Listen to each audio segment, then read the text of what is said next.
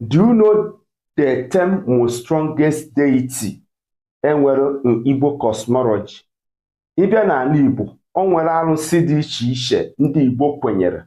Mana ịbịa na arụsị dị iche iche ha, enwere 10 most strongest deity na ọrụ ha na-arụgasị, and the reason eji were establish arụsị dị otu a.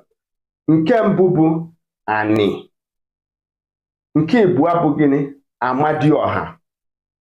Nke ịtọ bụ Agụnsi. Nke na-esote ya bụ Iwekara.